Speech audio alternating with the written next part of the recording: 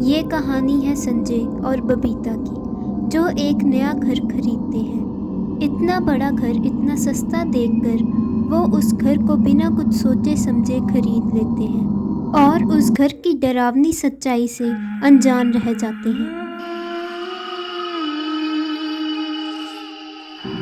उनकी नेबर उन्हें वहाँ रहने से मना भी करती है, पर संजय इन बातों पर विश्वास नहीं करता।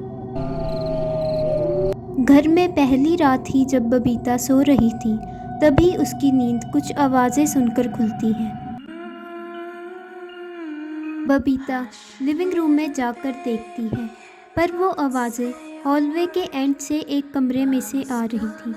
दरवाज़ा खोलकर देखने पर मेरे बच्चे से दूर रहो।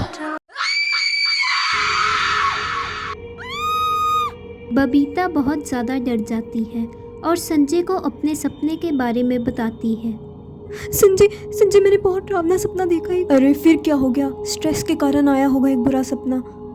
अगली सुबह संजय के ऑफिस जाने के बाद बबीता जब किचन में अपना काम कर रही थी, तभी उसे ऐसा एहसास होता है जैसे घर में उसके अलावा और भी कोई है। और बबीता को घर में एक बच्चे की आवाज़ सुनाई देती है, जिसे सुनकर वो उसी कमरे में पहुंच जाती है जो उसने अपने सपने में देखा था। ये कैसे हो सकता है? यही सेम रूम तो मैंने अपने सपने में देखा था, और इसी बेड के ऊपर तो वो बच्चा भी बैठा हुआ था। कुछ तो गड़बड़ है इस घर में। हेलो संजय, तुम जल्दी घर पे आ जाओ, मुझे बहुत डर लग रहा है। ये घर बहुत अजीब है। शाम को संजय जब ऑफिस से घर आता है तो उसे बबीता पूरे घर में कहीं पर भी नहीं मिलती। बबीता की चीख की आवाज़ सुनकर संजय कमरे की तरफ भागता है। मेरे बच्चे को मुझसे कोई दूर नहीं कर सकता। ये सब क्या है? बबीता, ये सब तुम क्या कर रही हो? संजय, मैं मर चुकी हूँ और अब तुम्हारी बारी। संजय खिड़की से कूदकर अपनी नेबर के घर चला जाता है। मैंने तो तुमसे पहले ही कहा था कि उस घर को मत खरीदो। और वो उन्हें बताती है कि बहुत साल पहले वहाँ एक प्यारी फैमिली रहा करती थी। पर एक दिन सुमित अपने काम की वजह से बाहर चला जाता है और रात को जब अलका अपने बेबी को लोरी सुना रही थी,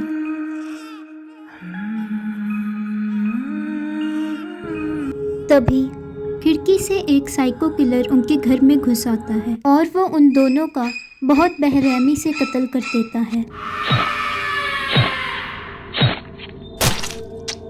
जिसके बाद वो वहाँ से भाग जाता है।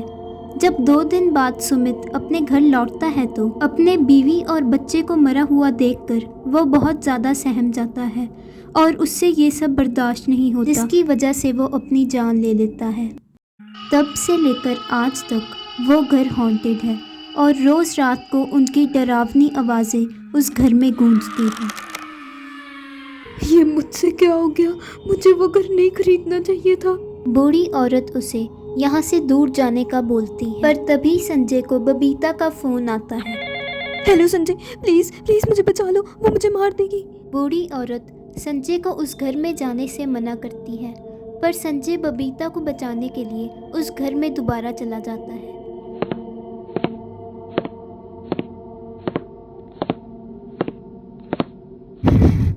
मुझे पता था संजय तुम आओगे।